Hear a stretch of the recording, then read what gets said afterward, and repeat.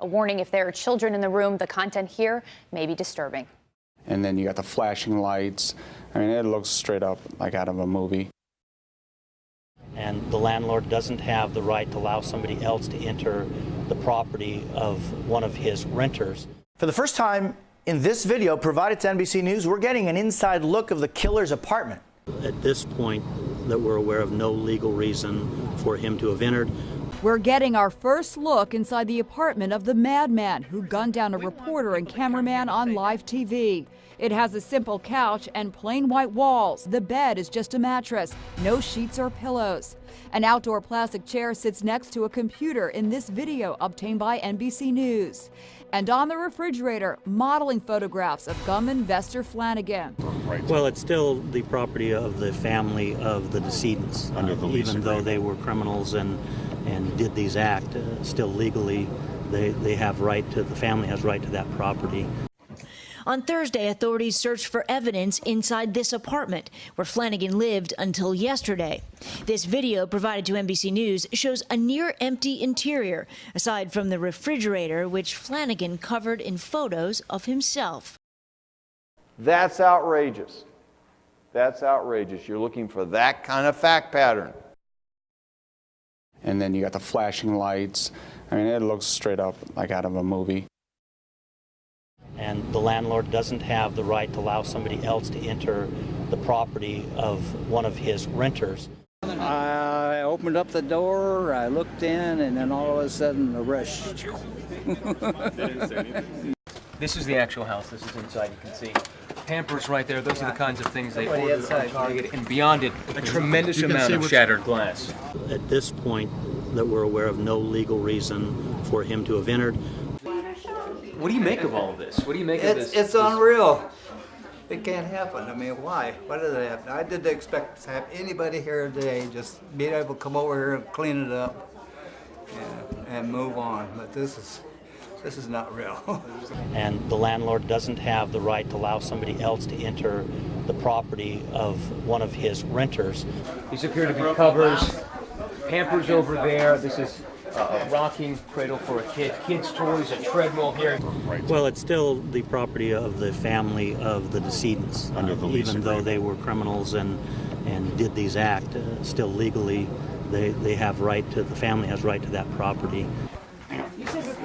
One of the few things left here out of this huge mess, the Quran. So an act which would not be extremely outrageous if done once becomes extremely outrageous if it's done over and over again. Well, it's still the property of the family of the decedents. Still legally, they have right to. The family has right to that property. Have you spoken with the police? No. Have you spoken with the mother of the suspect? No. You haven't. Have you tried to talk to her? I don't even know who she is. You don't, but you do know that she was living here with them? Yes. So how many people were living in the home that you knew of? As far as I know, the grandmother, the baby, and a husband and wife. And the landlord doesn't have the right to allow somebody else to enter the property of one of his renters. Doyle Miller. Mr. Miller, who are you? I'm the owner. You're the owner. Okay. When did these people start renting from you? 15th of May, around mid-May. Okay. Were they good tenants? Yeah. Did they pay on time? Every day. Did you ever have any problems with them? No. Okay. What's your reaction to what happened? This is not real. I mean, this doesn't seem possible. Way too much hype over this. I'm not sure. I opened up the door, I looked in, and then all of a sudden the rush. Yeah, it's a bit of a circus. Come with me. I'm going to take you inside the apartment. It's going to be raw. It's going to be a little bumpy, but I want to give you an idea of what it looks like. This, where you see it's boarded up, this is what was done after the FBI made entrance into the building. So this is our first time. I have to tell you, I never thought we would be allowed inside, but this is the look that we're being given inside of the suspect's apartment. At this point, that we're aware of no legal reason for him to have entered. Again, there are reporters. I have to tell you, when this first happened and the man who's believed to be the landlord came and unlocked the door, almost like a herd of cattle, journalists rushed in for an opportunity to see what they can get. There appears to be people here taking photographs of things that are on the table. I'm looking, these are documents that are titled U.S. Department of Justice Federal Bureau of Investigation. So we know that the suspect lived here with his wife and his mother. You have a table here. There's the sofa. It looks like there's a fireplace, a treadmill here. There is something that the baby would play with. It was a 6-month-old baby girl. Well, it's still the property of the family of the decedents. Even though they were criminals and did these acts, still legally they have right to, the family has right to that property. Let's take a trip upstairs. Excuse me, sir. Again, there are a lot of people in this apartment. It is a 2-story apartment. It's in the city of Redlands. It's about 8 miles from where the crime scene was in San Bernardino. As we come up the stairs and we take a right here, this appears to be the bedroom where the child was staying. You see here, there's some children's toys, a pillow, and a blanket. Looks like pretty empty space as we get a look around. Maybe a prayer rug or just a rug in general. As we look in the closet, it looks to just be a lot of clutter. It looks like any American room that you would expect to find where a 6-month-old child lives. But I'm looking at 3 different licenses that are from California. It looks like several bank cards. There is a photo of a woman. I do not know. We cannot confirm. Come off of it a little bit. I don't want to show the photos up close.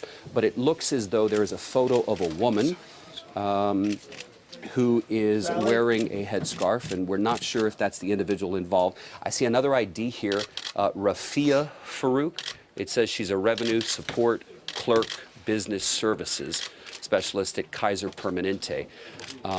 We know that, again, the mother lived here with her son and with the wife. So again, there's 1 bed in this room, a lot of personal items, but I can tell you inside the bathroom, it's a normal bathroom. There's a lot of photos, and it is highly likely that the photos in here involve the people that were involved in this case. Again, you have 4 people who live here, 3 adults and a child. Let's go back downstairs, getting a little hectic.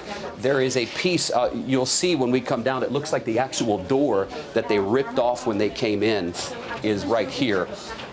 This apartment is in a pretty quiet residential area. One side are apartments, the other side are homes. So again, this is the door.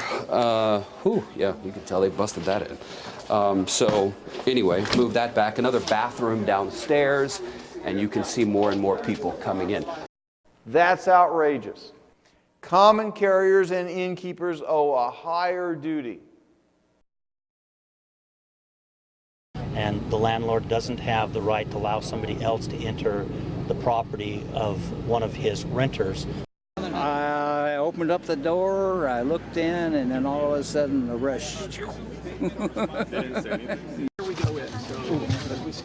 The first glimpse inside the lives of the San Bernardino shooters. The killer couple's landlord prying open the boarded-up doors to allow media to look inside the home left behind by Syed Rizwan Farouk and Tashfeen Malik. At this point, that we're aware of no legal reason for him to have entered. Landlord Doyle Miller reacts to the scene left behind by investigators in their search for evidence against the San Bernardino shooters. This is unbelievable. Around the apartment, there are signs of life familiar to families everywhere. Clutter in the kitchen, toys belonging to the couple's 6-month-old daughter are scattered on the floor. But it's here in the couple's bedroom closet where you find a sign of the intense investigation that took place, as CNN's Stephanie Elam discovered during a tour of the home. Here you can see where they smashed up into the ceiling. And the landlord doesn't have the right to allow somebody else to enter the property of one of his renters. Well, it's still the property of the family of the decedents. Even though they were criminals and did these acts, still legally they have right to, the family has right to that property. I was the first person to walk into this room and saw how it was before everyone started touching it. And you can see that police did go through and look at many things. I don't want to show you these IDs over here just because I don't want to show you those addresses that are on there, but I do believe that they belong to the mother of Farouk based on the ages that are there. But you can see that there are some prayer books. There are also some pictures. When I first walked in, this group of prayer beads was sitting right here on the edge of the bed when I walked in as well.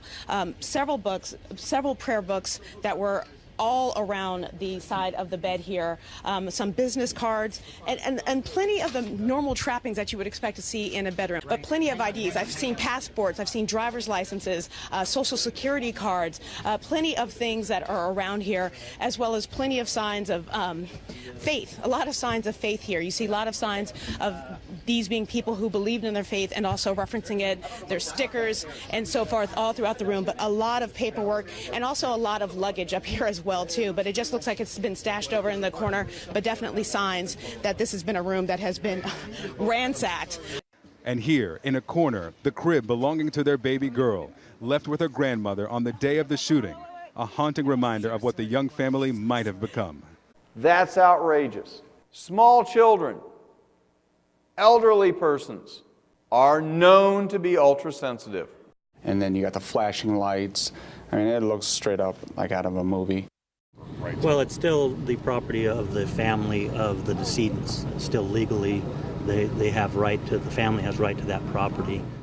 Hola, buenas tardes. Este es el apartamento, un conjunto ubicado en Fort Pierce, donde se dice vivía Omar Mateen, lo que evidencia las fotografías que se encuentran dentro de él, que parece ser la habitación principal, el que usaría él. At this point, that we're aware of no legal reason for him to have entered. Aquí vemos una navaja parecida a la que usan los militares. Quién sabe por qué no se la hayan llevado los agentes del FBI, de la policía que estuvieron haciendo este operativo. Podemos ver por acá también el baño principal y el walk-in closet, todo desordenado, los rastros de cómo los agentes de la ley realizaron este allanamiento en el apartamento, en la residencia de Omar Mateen.